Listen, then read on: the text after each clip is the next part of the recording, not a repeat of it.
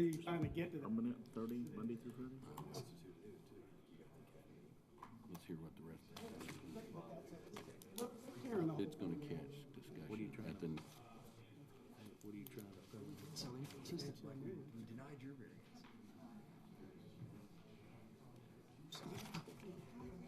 I think that was the worst one. I just thought, Don't make me pull everybody's.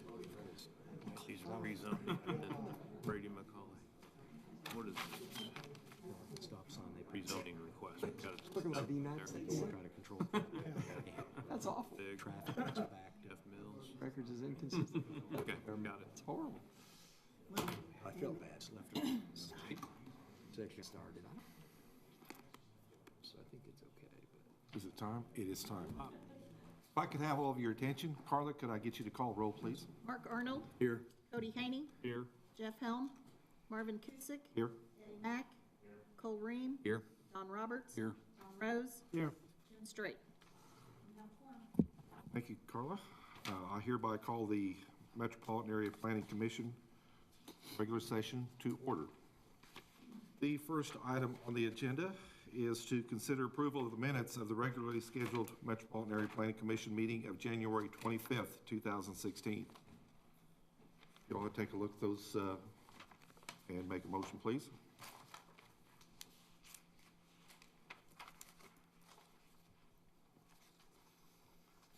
move approval of the minutes. I have a motion and a second to approve the minutes as printed. All those in favor, aye. Aye. Those opposed? That motion carries unanimously.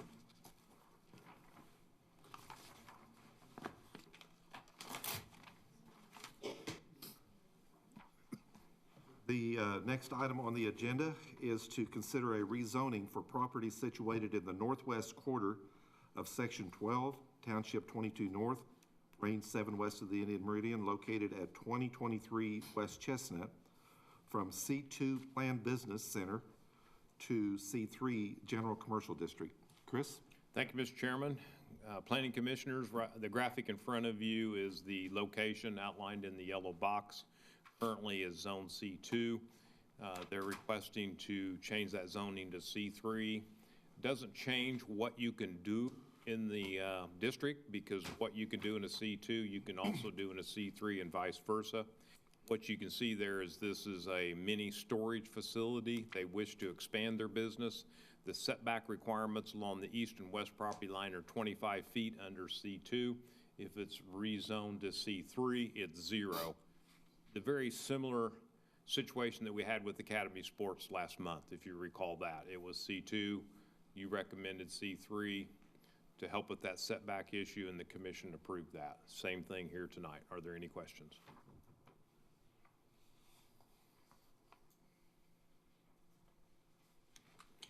There's no questions. Do I have a motion? Motion to approve. I have a motion to approve and a second to approve item 4.1. All those in favor? Aye? Aye. Those opposed? And that motion is unanimous.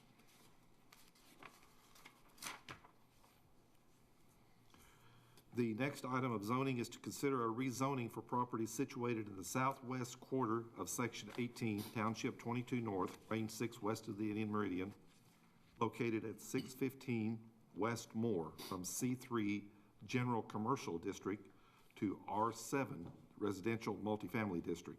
Chris? Thank you, Mr. Chairman. This is the comprehensive plan that shows this part of our city to be traditional neighborhood, which does allow an array of residential types, including multifamily. And then this shot is closer to the site. You can see by the graphic that the property is Zone C3. The area that's being considered this evening to recommend to the Mayor and Board of Commissioners either to approve or deny the R7 is outlined in the yellow box. I have Van Buren here to the left, and here's the site. And if it is approved, the next step, if it goes all the way through approval from the City Commission, will be for the applicant to come back to you with the preliminary and a final plat of how they're going to develop. We're not at that phase yet.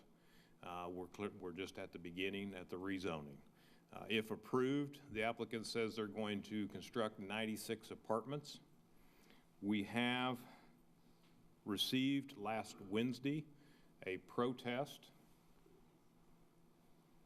Their signatures, we had 103 people sign the protest.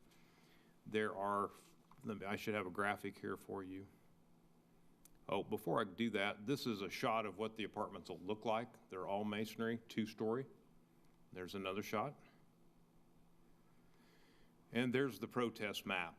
The area in blue is the site being considered. This would be the C3. This is just the area for R7.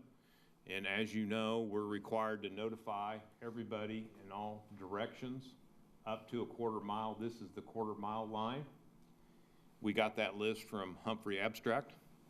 On a protest, we look at those that are within 300 feet, and we outlined the properties there in red. Late this afternoon, we did, thanks to Tanya, found that one property was left off. I cross-hatched that so you would see. It has been added. We've marked through. It did increase the protest to 39.28%. We didn't have the ability, because we had an employee went home sick today, make it a pretty graphic for you, so I apologize for that, but it is correct. So there are 13 properties in red that are within 300, and then the balance are in yellow, and then there are some that are outside the quarter mile. There's some that was as much as 2 miles away, 1.5 miles. We did not map those for you. So are there any questions about that? Okay, there are several people signed up on this particular item. I'll call their names and give them a chance to address you. The first one is Jeff Mills.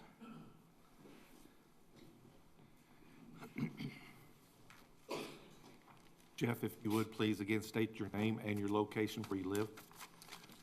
My name is Jeff Mills, 701 West Moore. My daughter and I purchased this property in December of 2015.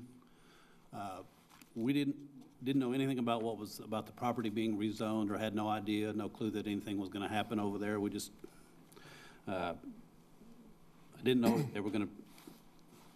After the fact, I really didn't realize that they were going to put apartments and duplexes up there. But anyway, we looked at a lot of different properties, north of town, northwest of town, all over the place, trying to find an acreage where we could buy something pretty reasonable.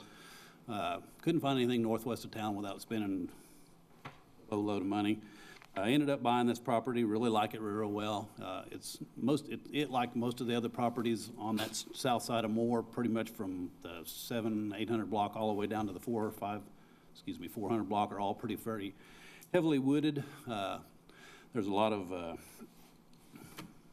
wildlife, good deer, foxes, raccoons, you name it. A lot of birds. It's real calm and peaceful down there. Anyway, basically, mainly we bought the place just because we like the peace and the quiet. My main concerns about with what's going to happen down there is in the future, if this is approved, rezoned, is basically the increased traffic and noise, possible decrease in my property value. That's maybe an increase in crime, and it really concerns me about all the wildlife being displaced, but there's not. Anyway, that's my 2 cents worth. Thank you. Thank you, sir. Mr. Chairman, I would like to just show you on the graphic, Mr. Bill's property is this one right here. Okay. You can see that it's not colored yellow. And the reason for that, the ownership list that was given to us by Humphrey Abstract showed the owner to be Ida Larson. So that's the reason it's not there. Next one is Sean McMichael. And he lives right here, immediately to the east of the property being considered. Hello, good day. Again, state your name and Sean address. McMichael. Uh-huh. Exactly what he said, but I think I've got a few more concerns. One of the concerns that I had is with this red and map, if you could use, can I use your pointer for a second, If you please? will, Sean, just point right there. This area right here that is in white, which is owned by the person who wants to develop this, that's a huge buffer for the area that, for us to get the 50%. I don't think that, I think it should have, a lot split should have been done on this first, I think. And the whole protesting of the whole thing just kind of got messed up because he has this huge buffer zone. The 300 feet is encompassed in his area. There's a lot of things, I mean, that was 35 years ago, it was an in-home restaurant, and that's why it was zoned commercial. That was 35 years ago. It was gone in the 70s. It returned to a single-family dwelling, which, you know, should have went back to R2. Every house on that side of the street is a single-family dwelling. Like you said, it's beautiful there. The density of the units is, you know, about 27.7 units per acre. And that's a lot of stuff in one small area.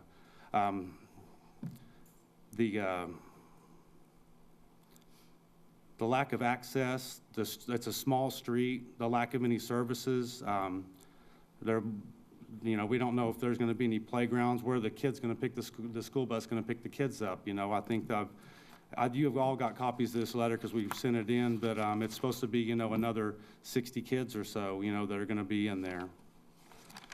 And the thing about it, the lack of a hearing for the development plan approval is kind of discriminatory to us and to the neighborhood. You know, it's, you know, I'm just afraid that if we don't get anything done on this right now, this thing's going to get built, and it's we're not going to be able to get it back once once that's taken place. I'm really sorry. I'm really nervous. This is not my deal.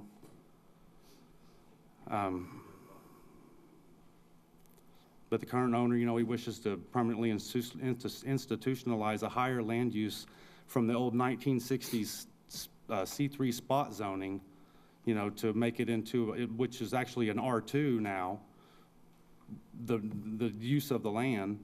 And then they want to do, you know, put 27.7 units, 27.27 units per acre on a street with the lowest rating in a flood-prone area. I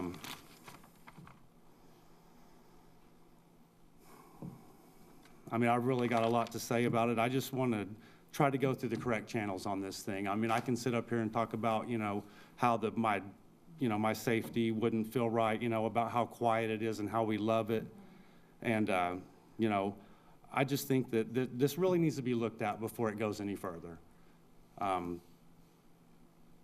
I appreciate your time, and I'm sorry it's just kind of rambled on about the whole deal. Fine, thank you very much.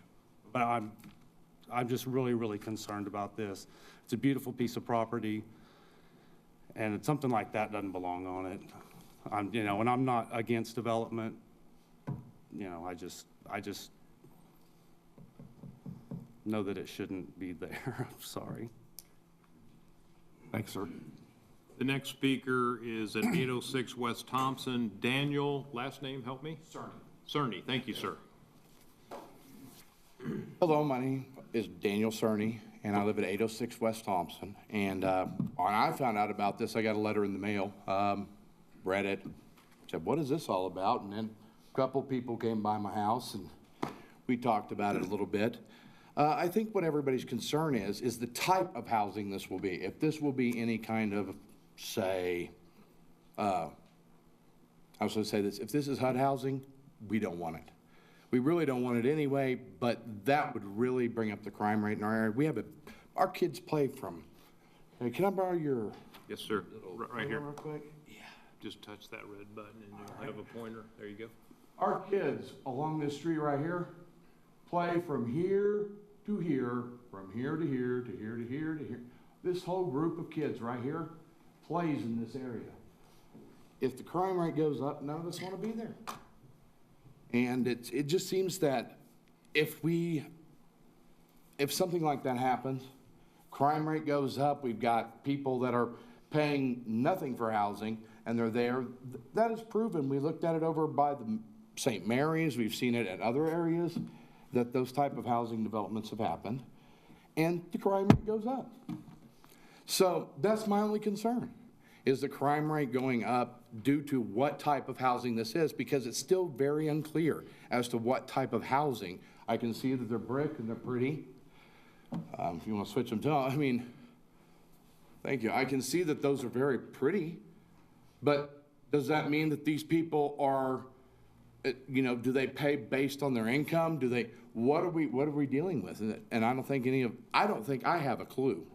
And so that's what's concerned me. And I think it's what's concerned a lot of residents in that area. Even though some of those people on that map they're not marked yellow, they're still very concerned. Well, they're just not active. We all know how this works. So thank you for your time, gentlemen. You have a great evening. Thank you very much. I want to remind you all that unfortunately this hearing is basically for just the rezoning, and we're not completely sure what all's going in there either. There will be another hearing, from what I understand, at some point when this goes a little further. But if you would, please keep your remarks to the zoning portion of it, okay? Jeanette Bacon? Well, if you're gonna just have rezoning, then you don't need to talk to me. I want to talk. I don't ever do this. Please state your name again. Oh, Jeanette Bacon, And location? 1501 South Adams. Okay. I am the street, more, it goes east and west, and I'm on north-south on Adams, which that road, if you're on Adams, which is over on the far, right there, you go straight down, and you can only turn one way to get back to the highway.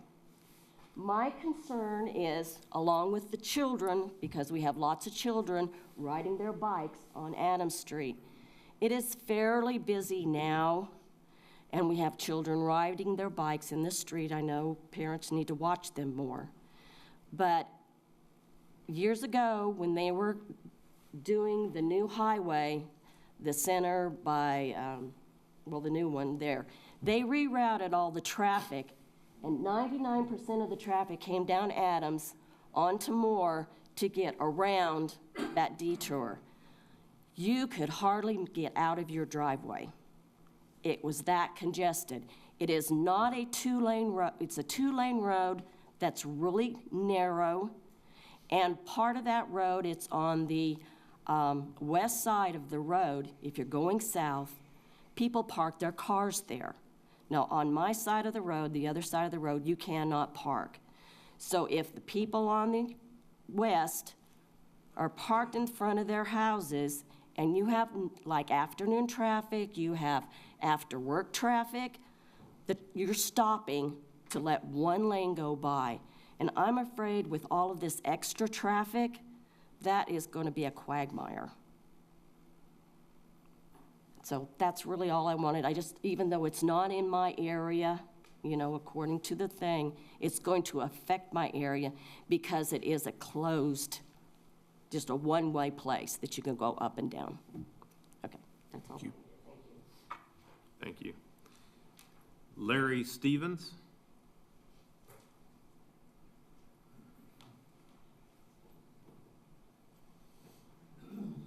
Larry Stevens, I live at 1634 South Moore, South Madison. You would be right there. Come out of the current driveway, it goes into the property, you drive right up in my driveway if you go out of it. I've lived there for 16 years. I've been to, with two different people that have owned the place, two different auctions, everything. This last time I was there with Sue Wood, and the people that, I don't know if you're still the investor that bought it. I'll get back to that in a minute, but it is a very busy street. Now, I've lived there, like I say, for 16 years. It's the last street down south there, a through street from Adams to Van Buren.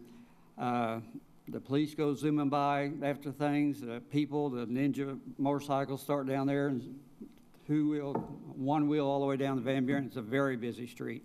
I have to really watch it when I get out of my driveway all the time. a lot of people walk that street. A lot of people ride bicycles. Anyway, the investor that, the preacher was there at the, this of course be, I guess, hearsay, but there at the auction said it was gonna, they was gonna keep the house there. It used to be a restaurant church at one time. That they was gonna build duplexes out in front of it and keep the rolling metals back there as a play area, and they would be, not low income. And then he was gonna live in the house. That's my understanding. Of course, that's, like I say, it's hearsay. So I don't know if this is the same investor or they flipped it and decided to build a big two-story apartments. I don't know, but it is a very busy street. The worst part of it is those evergreens, because when there's ice, that half the street is an ice rink. People are going flying through there. They went through my yard and up on the house across the street and front porch. Those trees would have to go if we're going to get that much traffic, and that, I mean, they'd have to go because they don't get the sun and it's just a skating rink. If somebody's behind me, I have to go around the block before I get my driveway or something, they're going to hit you. And they hit that. It's a very, very busy street. So that's my input on it for now. So I appreciate your time. Thank you, sir. CM Optoby, did I say that correctly? Thank you, sir. He is 629 South Jefferson. This is the one that I missed and picked up late this afternoon, right here. There he is. Name's C.M. Otopobi, 1629 South Jefferson. And my main concern has already been covered, but I'd like to know if anybody knows if it's going to be anything about the financing. Do you know anything about that? About what, sir? Financing. We have no idea. Again, like I mentioned before, this is just for the zoning purposes. None of that has been discussed with us at all, sir. Okay, everything else has been covered. And it's a very, very busy area, especially to put in that many apartments. Thank you very much. Thank you, sir. Last speaker is Rosalind Biggs. That's not me. I'm not for that area, but that's okay. I thought you said I was rezoning. asking about the one on Chestnut. But you Oh, don't well, have I any apologize. I That's missed all you on that one. right. I put it in the wrong area. Okay. That's all the Okay. people that signed up, sir? Okay, commissioners, you've heard everyone's concerns. Do you have any questions for anyone? Robert, do we know how wide Moore Street is? Moore Street's probably about a 24-foot wide pavement, which is certainly substandard from what you building a collector street now would be, if it was a new development, would be about 30 feet. But it is a 24-foot pavement. There is no particular standard for R7 zoning, so but that's what's there. It is a substandard street in that it's narrower than would be required if you were to develop a street today. Chris, there seems to be some confusion about it being C3 instead of R2. I mean, regardless, we would be rezoning today for an R7 to meet the needs of what the developer wants. Right. Currently, the property is zoned C3, general commercial, and that was established in 1969, as was shared with you this evening, for a restaurant. What is outlined in yellow on the graphic is the area that the new owner is seeking rezoning to R7 so he can build multifamily units on that piece of his property. Yes, sir. Just for my clarification, and maybe others, R7 allows you to go into the apartment mode? Yes. That's kind of the difference between the 2 and 7? Sorry to interrupt you. Apartments are not allowed in C3 zoning. The correct zoning classification is R7 for multifamily. Are they allowed in R2? No, sir. So the total number of units added is 96? That's correct. So 96 units have 2 vehicles, you're adding approximately 200 vehicles? That's correct. At a minimum.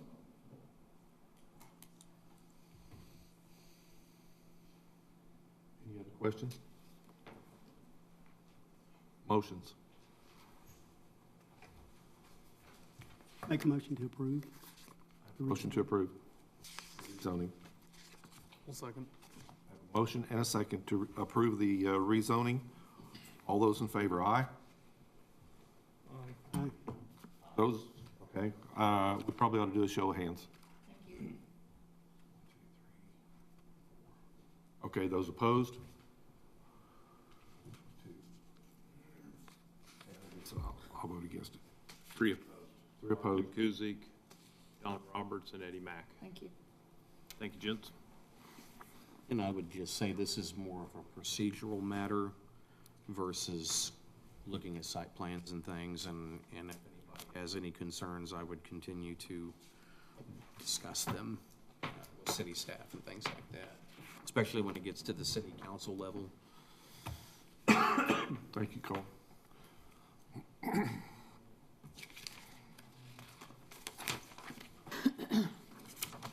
The next item on the agenda is to consider a lot split located at 4810 Spring Ridge Road, which is also known as Lot 1, Block 1, Bob's Farm, Second Edition. Chris. Thank you, Mr. Chairman. We've moved west, just south of Garrett. On the graphic, you can see I have Garrett Road on the north. Spring Ridge Road is on the south. The site being split off is outlined in yellow, and the property encompasses all the way to Mill Run currently. The lot split is this. Your 4 criteria, does the lot size conform to the zoning area? It does. Is there access to a street? It does. Is there access to public water? It does, and the same is true for sanitary sewer. The lot split is recommended for approval.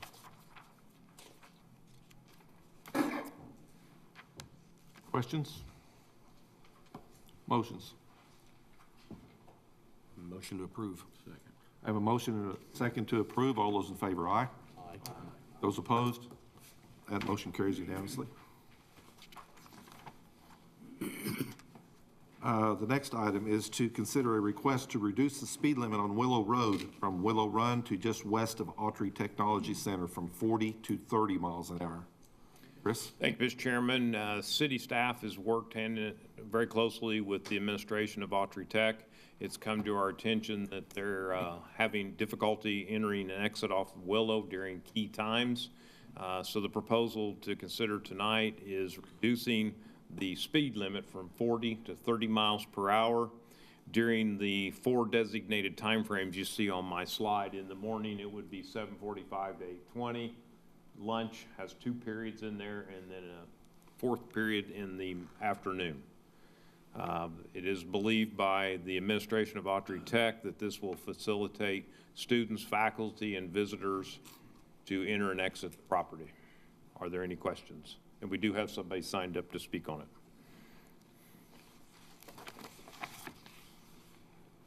Brady McCullough.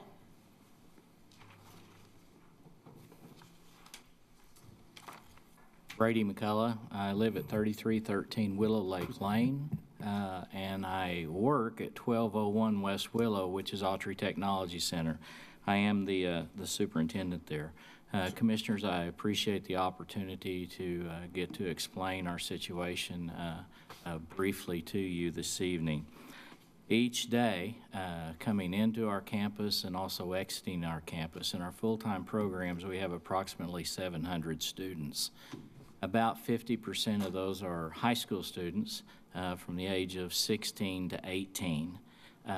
We have an additional 350 adult students. Then on average, another 100 adult students in short-term classes and guests on our campus during the particular time frame that we're talking about.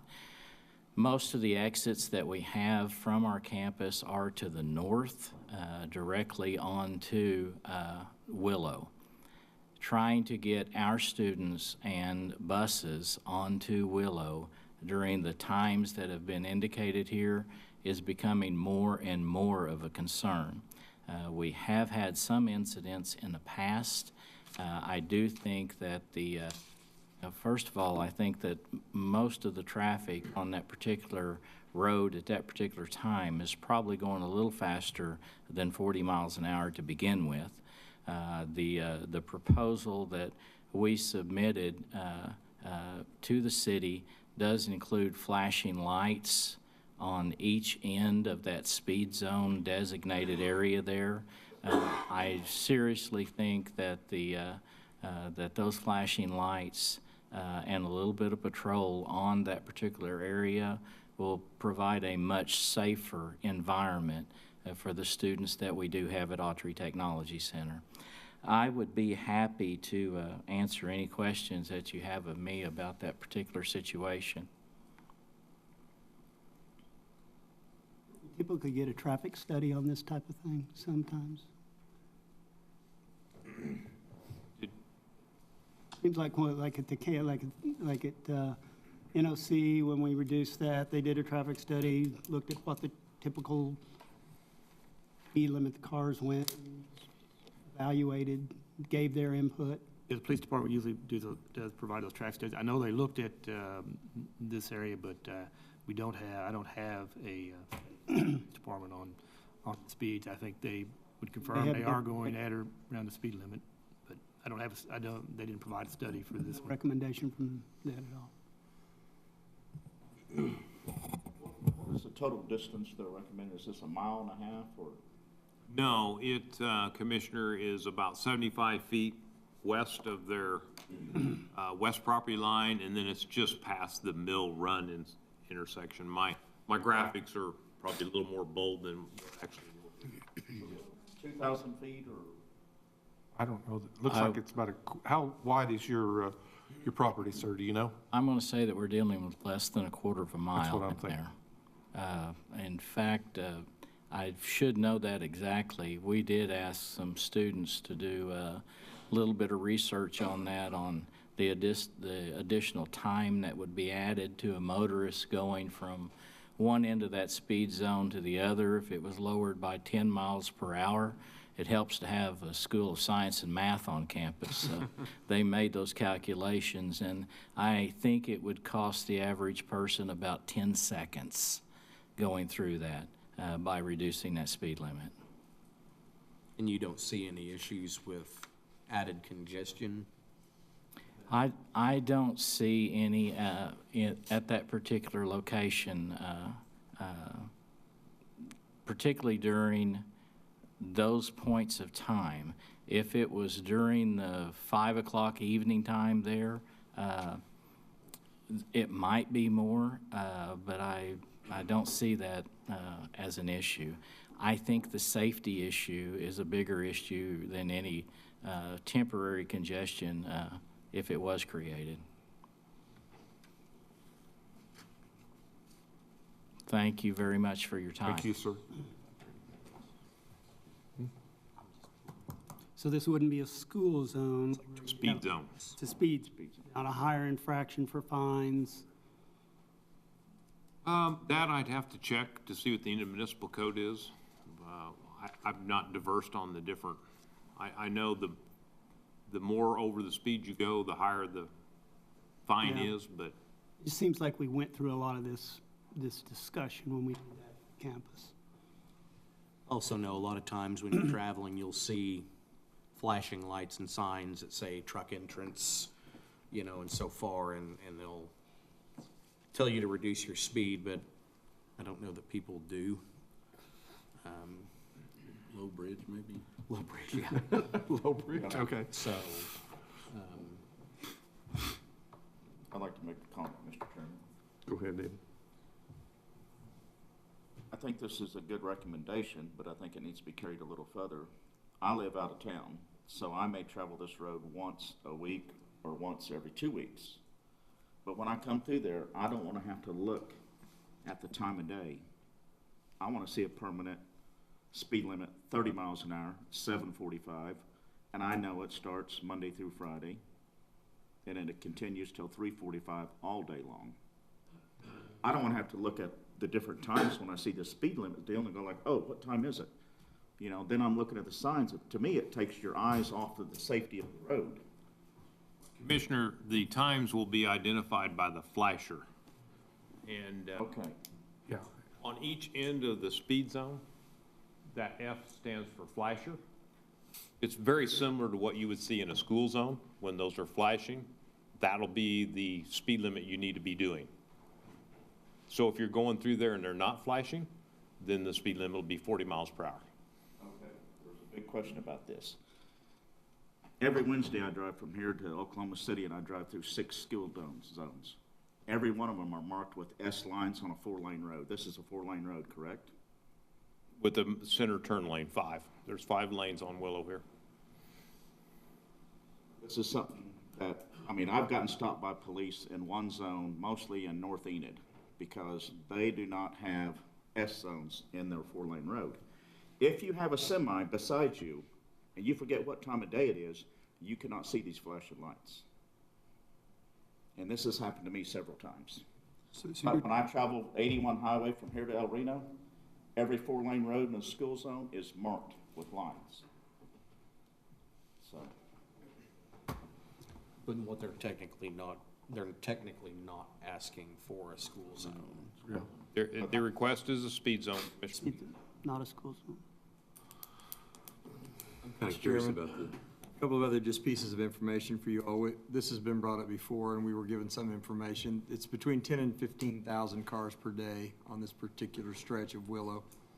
One of the other issues with the comprehensive plan was there's a need and an attempt to get traffic off of our major street, Garrett and Van Buren. And so one of the routes of connection around that, as you've heard before, is considering using Randolph, for instance, as a 4-lane to try to get a way for people to not have to go through the 25 stoplights on Garrett, for instance. And so this is one of the other routes. It's already 5-lane, and to slow this down significantly also impacts a little bit of that route around that the comprehensive plan suggests would be a good idea around getting people off of Garrett. So just some additional information to consider. Do you see a problem slowing them down? I mean, I was just kind of looking at one point, 25 minutes. I mean, I wouldn't like to see it be all day, but, you know. Oh, the total amount of time? Yeah, I mean, like, Okay. you know, in the afternoon, we're 30 minutes, you know, I go through the school zone on South Cleveland from the end of Sunset Plaza to, it feels like Vance Air Force Base as long as it is. But this doesn't seem like it would be as long. So, and I understand where you're coming from, especially as we continue to expand Willow, 4-lane it on out, make it that north Main and Main bypass, if you wish. So I think I gotta keep coming back and remembering who the population is of that big, thick part of traffic, the younger people, the people coming and going, even across the street. I think there's a little older population there in 2 different facilities, and I think they'd probably jump on board with this. I don't know if you've ever tried to get out of there during the rush hour. It's scary. It's not just that area, it's that I know. street. I'm kind of curious about the traffic plan myself, because I wonder if this is really the ideal solution, if a light wouldn't be better just to give it a break. I can say we did look at a light, and that was part of the discussions that Dr. Van Hooser talked about, or maybe we actually talked about that with staff and with Brady McCullough. That could be done, but that was deemed not the best solution because that would stop traffic completely, and it would cost, we estimated, I'm trying to remember, it was over $100,000 for that solution. So that's why we came up with this solution, working with Autry, thinking that it was a happy medium, but we may be wrong. So. By doing this in any way impede the thought of doing that later? Is there anything here that would say, oh, we should have done it the first? I don't think there would be. I know that we talked about, the traffic light that we talked about, was it going to be around?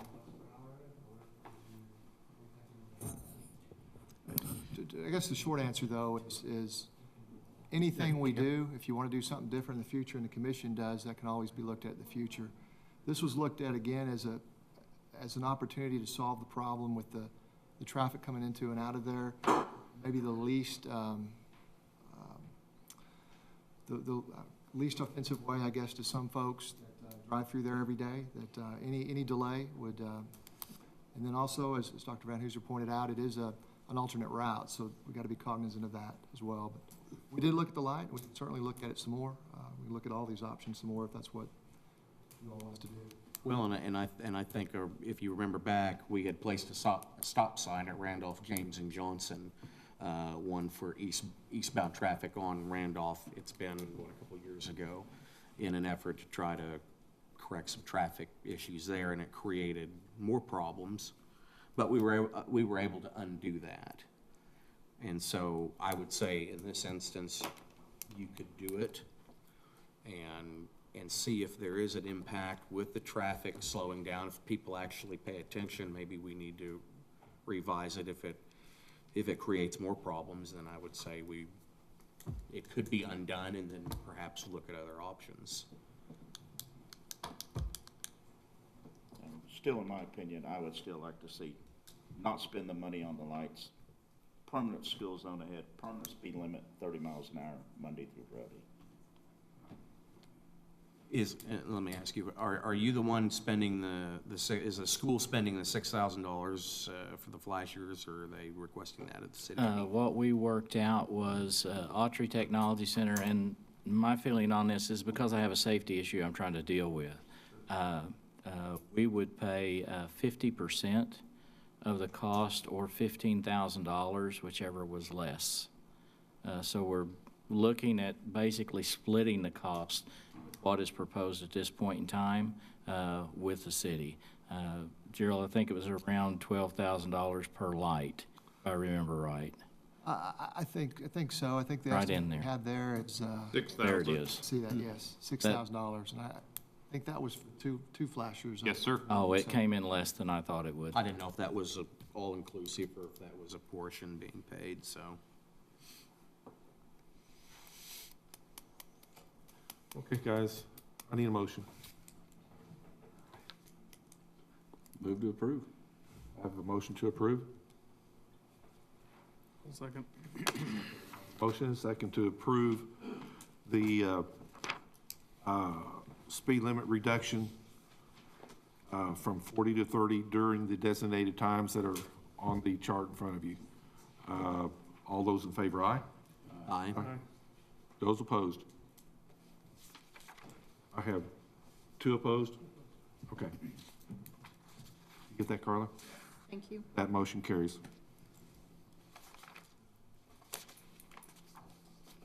Okay, the second item of traffic is to consider the approval of a second residential drive access at 3002 West Chestnut Avenue, Lot 1, Block 1, Chestnut Vista subdivision. Chris. Robert's going to present this one. Thank you, Chairman, Commissioners. This is a traffic request for additional driveway at a residence in the 3000 block of West Chestnut. And back here showing generally where it's located on Chestnut between Cleveland and Oakwood.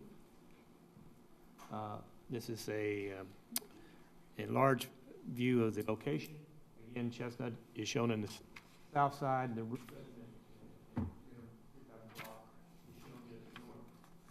Chestnut is a minor arterial, and with that classification, driveway approvals does require approval by the traffic committee, or in this case, the planning commission, and this is for a second drive approach. It does meet the standard for second drive approach and has the appropriate frontage for that. We already have structures and houses in this area with secondary drive approaches. I believe it meets our standard for a second drive approach. Chestnut, although it is a minor arterial, it may be a 4-lane at some point, but it's the typical anticipated growth for this section is a 3-lane road, so the volumes are somewhat less than a major arterial. So it's recommended for approval. Any questions for Robert? Make a motion to approve. Second. I have a motion and a second to approve. All those in favor, aye? Aye. Those opposed? That motion Thank you. is unanimous. Thank you, Robert.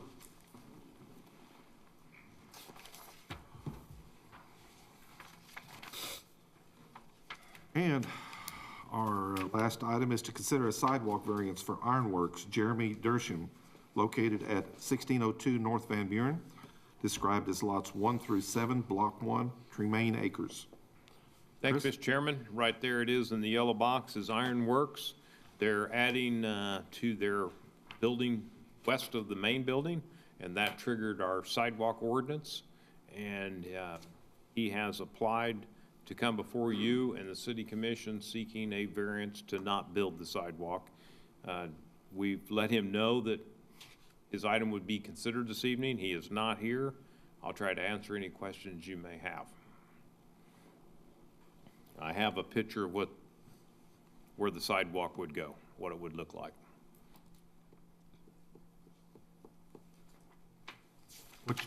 I'm a little confused. Which direction are we looking, Chris? This is looking south. Okay. And so the shot is looking this way. There's Ironworks, their sign.